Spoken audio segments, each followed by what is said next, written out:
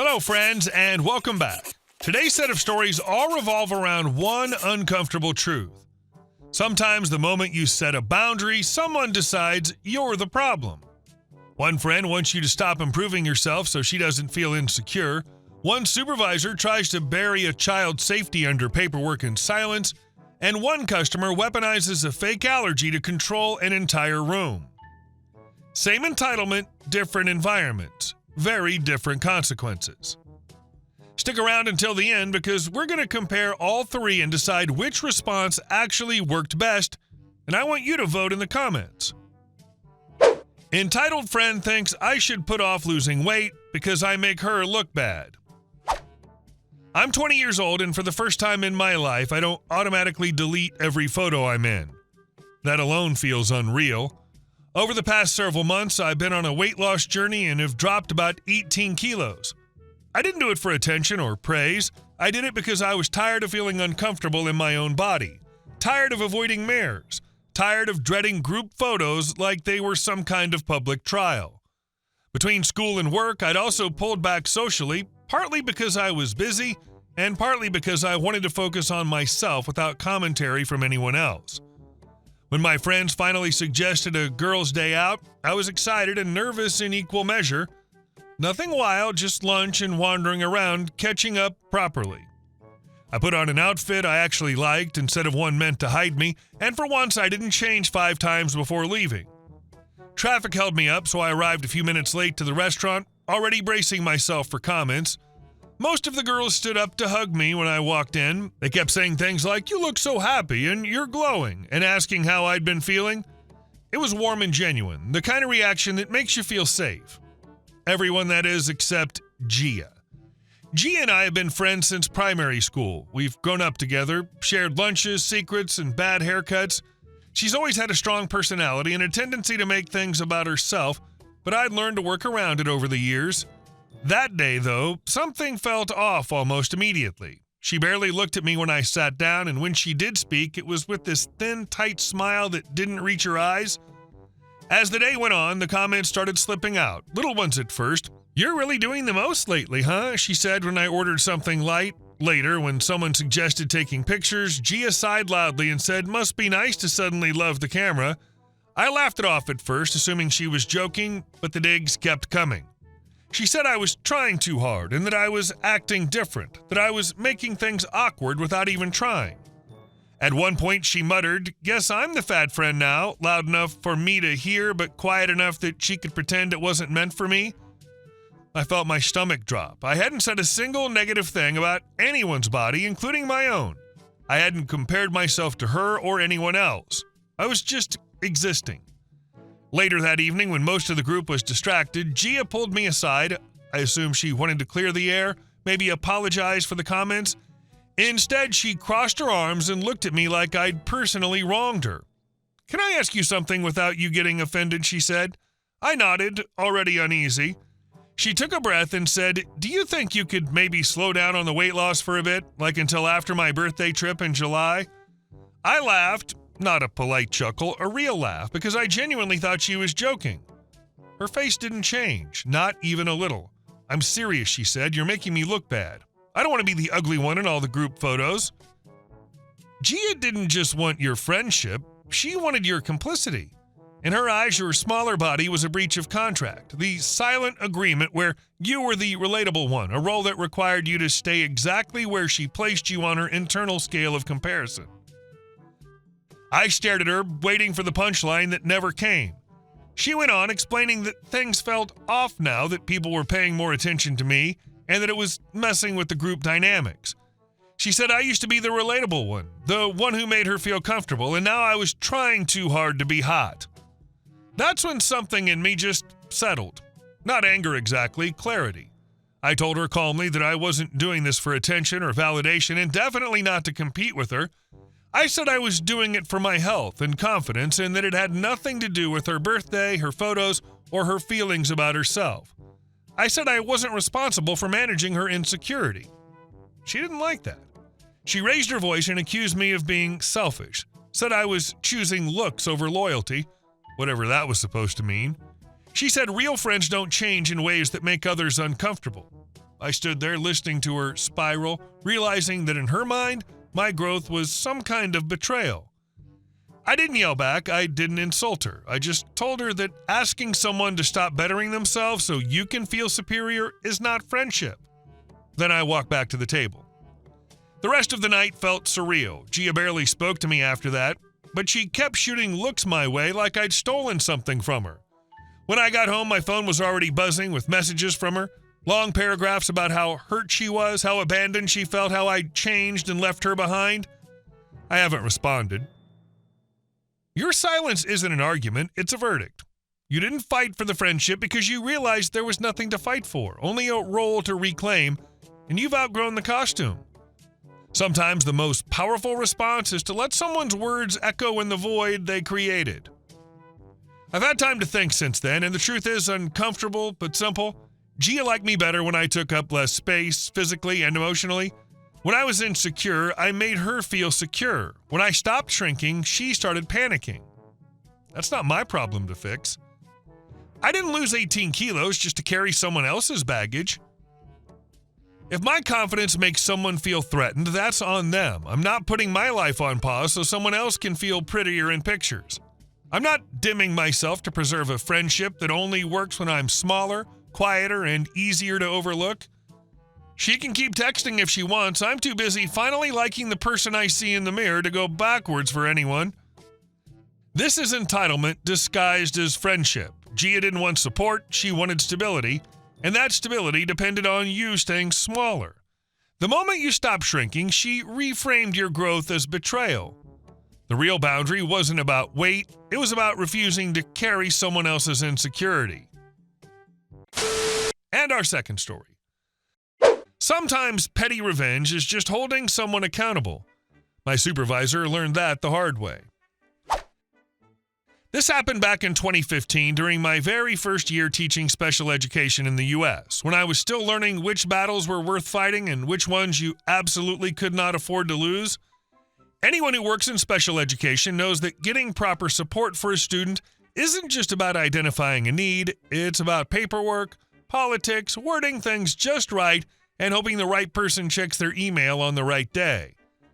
At the time, I didn't fully understand how fragile that system could be, but I learned fast. I had a kindergartner in my class, and for privacy, I'll call him Jay. Jay was a sweet kid, but he had some very serious safety concerns. His biggest issue was elopement. If he got overstimulated or frustrated, he would bolt. Not wander, not hide under a table, full-on run. More than once, he made it out of the building and into the surrounding neighborhood before we could stop him. We were talking busy streets, driveways, strangers, the whole nightmare scenario. Every time it happened, my heart dropped into my stomach. It wasn't a question of if something bad would happen, but when.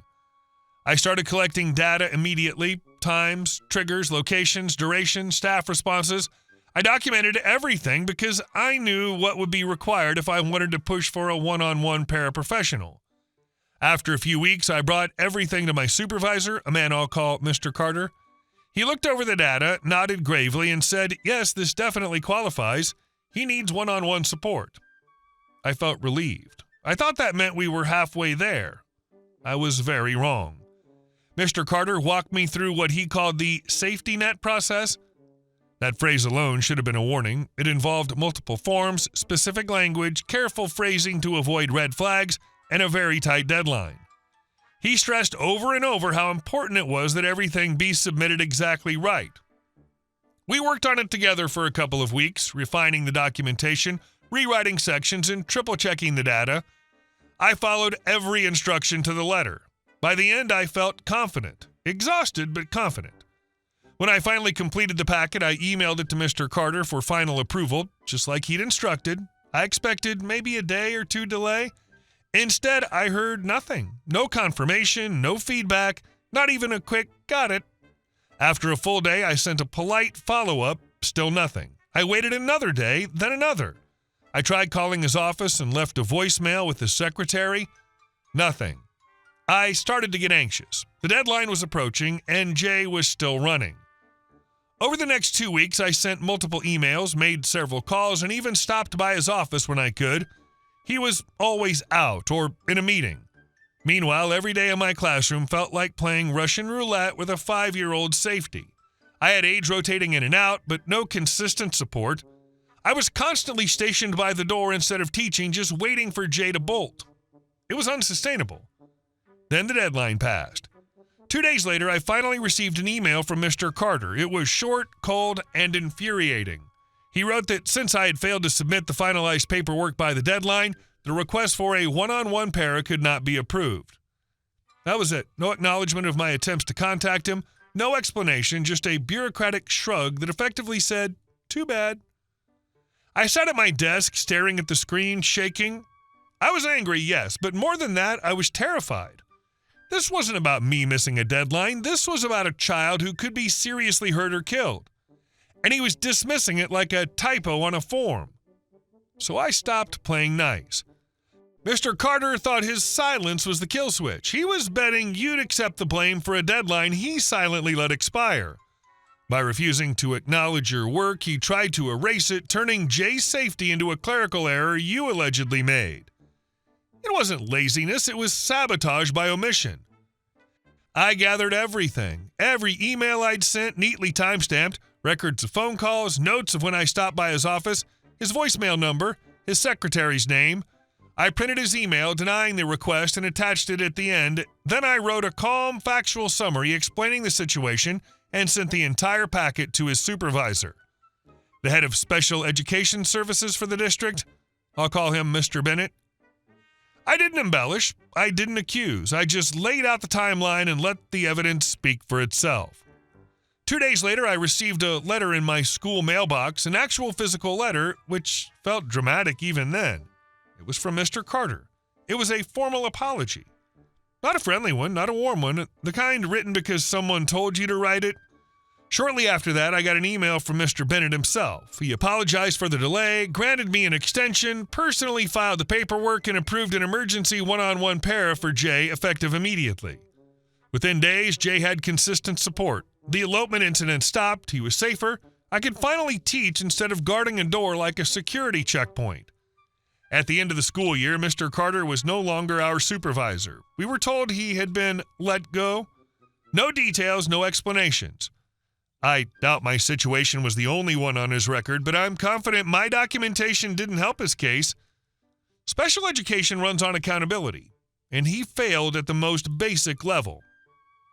I stayed in that district for years after that. I learned quickly that advocating for your students sometimes means advocating against the system itself. I also learned to save every email, log every call, and never assume someone else is doing their job just because they say they are. When I told the story to a coworker recently, they laughed and said, "That's textbook petty revenge." Maybe it is, but if being meticulous and refusing to let someone bury a child's safety under bureaucracy counts as petty, I'll wear that title proudly. And our last story. We banned a Karen after she faked a meat allergy. I used to work at a popular sandwich chain. Not Subway, but one of those places where people are very serious about their bread, their ingredients, and apparently their personalities. I was hired as a delivery driver, but like most food jobs, that also meant making sandwiches, cleaning, restocking, and dealing with the public at their absolute hungriest and least reasonable. Most customers were fine. In fact, most were great. They came in, ordered, joked with us, grabbed their food, and left. We got slammed during lunch rush, but the rhythm of the line usually carried us through. Grab bread, slice, meat, cheese, wrap, next. Then there were those customers. One afternoon during a peak lunch rush, 2 women walked in together. Let's call them Karen and Linda. Karen was loud and sharp right from the door. Linda followed half a step behind, quiet but already wearing that "I'm about to back up whatever nonsense happens" expression. They ordered separately but hovered shoulder to shoulder at the counter like they were a united front. Karen ordered a veggie and cheese sandwich. Linda ordered a meat and cheese sandwich. Simple enough. We've made those 1,000 times an hour. The sandwiches moved down the line. I followed the standard order of operations. Meat sandwich first, then veggie. I put meat and cheese on Linda's, wrapped it. Then I moved on to Karen's veggie sandwich, added cheese, and wrapped that too. No delays, no drama, just efficient sandwich assembly. Or so I thought. As I reached to bag the sandwiches, Karen snapped her fingers. "Excuse me." I looked up. "Hi, how can I help you?" She narrowed her eyes and pointed. "Did you just touch my vegetarian sandwich after touching meat?" I paused. "Yes, ma'am." Her face changed instantly. Not surprise, not confusion, outrage. The kind that looks rehearsed. "I'm allergic to meat," she announced loudly enough for half the store to hear. "This is unacceptable. You contaminated my food." The line went quiet. You could feel the attention swing toward us. I nodded immediately. "Okay, I'm sorry about that. We'll remake it right away." She crossed her arms and sighed dramatically as if she were being deeply inconvenienced by my compliance. Now here's the thing. Food allergies are not a joke, and corporate took them very seriously. If someone claimed an allergy, especially to something as broad as meat, we had a checklist that had to be followed exactly. No shortcuts, no exceptions. So I followed it, every single step. We sanitized an entirely new prep surface. We grabbed fresh knives straight from the back. We opened brand new packages of lettuce, tomatoes, cheese, avocado, everything. Everyone on the line changed gloves and aprons. The whole process took about 6 minutes. 6 minutes doesn't sound like much, but during lunch rush, it's an eternity. One sandwich is supposed to take about 30 seconds. The line started backing up. Customers started shifting and checking their watches. Karen watched the whole thing with an expression that bounced between smug and annoyed. When she finally got her sandwich, she wasn't satisfied. She complained to my manager loudly, claimed I was careless, claimed I endangered her health. My manager calmly explained that I followed corporate allergy protocol exactly as required. She scoffed. "Well, you should train your staff better." She didn't actually want a clean sandwich. She wanted a performance. By claiming a rare allergy, she forced the entire store into a script where she was the star, the victim, and the director all at once. The sandwich was just a prop in her one-woman show of outrage. My manager smiled the customer service smile that says, "I'm done with you," and said, "We'll take that under advisement." That should have been the end of it. It wasn't. Karen picked up her bag, opened it, pulled out the sandwich, and then, before anyone else could react, threw it. Not dropped, not tossed gently, threw it. It hit my chest, bounced off, and exploded on the counter behind me. Avocado everywhere. Bread sliding onto the floor. The store went dead silent. Linda gasped. Someone in line said, "What the hell?" My manager stepped forward instantly. "That's enough. You need to leave now." Karen started yelling about how she was disrespected, about how we poisoned her, about how she was going to sue. At this point, a regular customer near the window, an older guy named Bob, who came in almost every day, raised his phone. "Just so you know," he said calmly, "I got all of that on video." That changed everything. Karen froze, then doubled down. She tried to shove past my manager toward me, still shouting. That's when my manager told her she was trespassed and the police were being called if she didn't leave immediately. She didn't leave. The cop showed up about 10 minutes later. Bob handed over the video. The officers watched it quietly. One of them turned to Karen and said, "Ma'am, you're banned from this location. If you return, you'll be arrested." She sputtered. Linda tried to argue. It went nowhere. They left. The store breathed again. Bob, the quiet witness, became the judge she never saw coming. Her performance was meant for an audience of two, her friend and her own ego. She didn't account for the third row, the regulars who see through the act and quietly hold the receipts. Here's the part that still makes me laugh. I was a vegetarian for 4 years, vegan for 2.5 after that. I understand dietary choices. I respect them, but you don't get to weaponize them. If Karen had simply said, "Hey, I'm vegetarian," we would have wrapped her sandwich first. No issue, no delay, no drama. Instead, she claimed a meat allergy, something incredibly rare, during a lunch rush, forced full protocol, assaulted an employee with food, and got herself banned from a sandwich shop forever. I still think about that sometimes when someone asks for extra mayo, but only on the left side. Some people don't want food, they want control. And sometimes all they get is a ban and a very public loss. Each story shows what happens when someone tries to use social, professional, or public pressure to get their way and fails. In each case, the person being wronged didn't just argue back. They took action that shifted the power, refusing to engage, documenting everything, or letting a witness record the truth. The lesson isn't about revenge, it's about how to respond when someone mistakes kindness for weakness. So guys, don't forget to subscribe to our channel so you don't miss a new video every single day. Thank you all for watching the video. I'll see you in the next one.